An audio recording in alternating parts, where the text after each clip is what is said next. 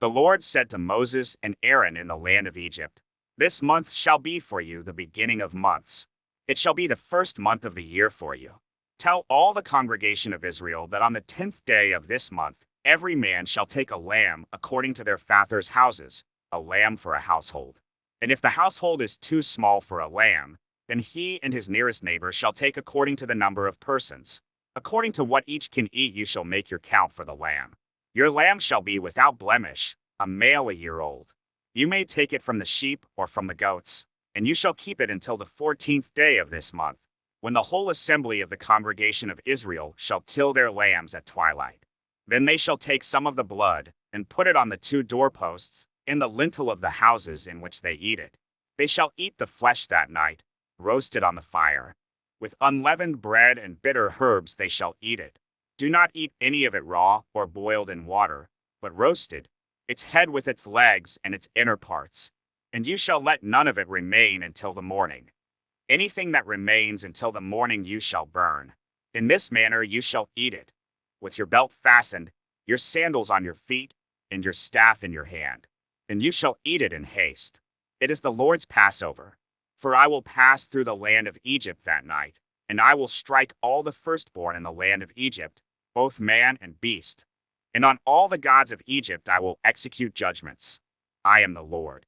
The blood shall be a sign for you, on the houses where you are. And when I see the blood, I will pass over you, and no plague will befall you to destroy you, when I strike the land of Egypt. This day shall be for you a memorial day, and you shall keep it as a feast to the Lord. Throughout your generations, as a statute forever, you shall keep it as a feast. 7 days you shall eat unleavened bread. On the first day you shall remove leaven out of your houses, for if anyone eats what is leavened, from the first day until the 7th day, that person shall be cut off from Israel. On the first day you shall hold a holy assembly, and on the 7th day a holy assembly. No work shall be done on those days, but what everyone needs to eat, that alone may be prepared by you. And you shall observe the feast of unleavened bread. For on this very day I brought your hosts out of the land of Egypt. Therefore you shall observe this day, throughout your generations, as a statute forever. In the first month, from the 14th day of the month at evening, you shall eat unleavened bread until the 21st day of the month at evening. For 7 days no leaven is to be found in your houses. If anyone eats what is leavened, that person will be cut off from the congregation of Israel, whether he is a sojourner or a native of the land. You shall eat nothing leavened. In all your dwelling places you shall eat unleavened bread. Then Moses called all the elders of Israel and said to them, Go and select lambs for yourselves according to your clans, and kill the Passover lamb. Take a bunch of hyssop and dip it in the blood that is in the basin, and touch the lintel and the 2 doorposts with the blood that is in the basin. None of you shall go out of the door of his house until the morning. For the Lord will pass through to strike the Egyptians, and when he sees the blood on the lintel and on the 2 doorposts, the Lord will pass over the door and will not allow the destroyer to enter your houses to strike you. You shall observe this rite as a statute for you, and for your sons forever. And when you come to the land that the Lord will give you, as he has promised, you shall keep this service. And when your children say to you, What do you mean by this service?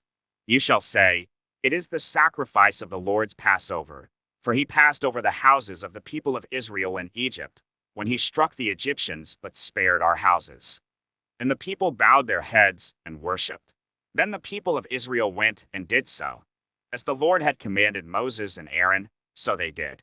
At midnight the Lord struck down all the firstborn in the land of Egypt, from the firstborn of Pharaoh who sat on his throne to the firstborn of the captive who was in the dungeon, and all the firstborn of the livestock.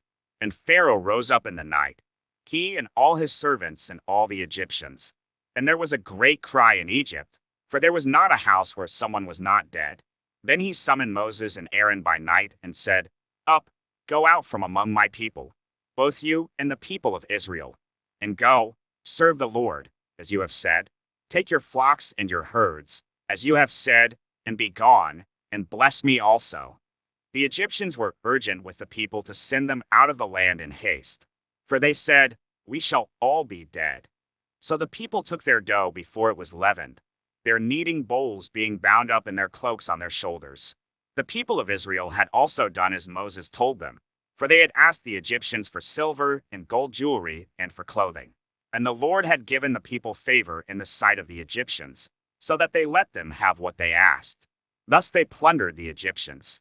And the people of Israel journeyed from Ramesses to Succoth, about 600,000 men on foot, besides women and children. A mixed multitude also went up with them, and very much livestock, both flocks and herds.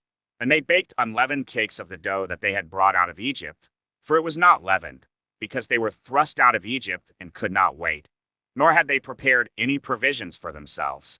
The time that the people of Israel lived in Egypt was 430 years. At the end of 430 years, on that very day, all the hosts of the Lord went out from the land of Egypt. It was a night of watching by the Lord, to bring them out of the land of Egypt. So this same night is a night of watching kept to the Lord by all the people of Israel throughout their generations. And the Lord said to Moses and Aaron, "This is the statute of the Passover. No foreigner shall eat of it, but every slave that is bought for money may eat of it after you have circumcised him. No foreigner or hired worker may eat of it. It shall be eaten in one house. You shall not take any of the flesh outside the house, and you shall not break any of its bones. All the congregation of Israel shall keep it. If a stranger shall sojourn with you, and would keep the Passover to the Lord, let all his males be circumcised. Then he may come near and keep it. He shall be as a native of the land. But no uncircumcised person shall eat of it. There shall be one law for the native, and for the stranger who sojourns among you." All the people of Israel did, just as the Lord commanded Moses and Aaron. And on that very day, the Lord brought the people of Israel out of the land of Egypt by their hosts.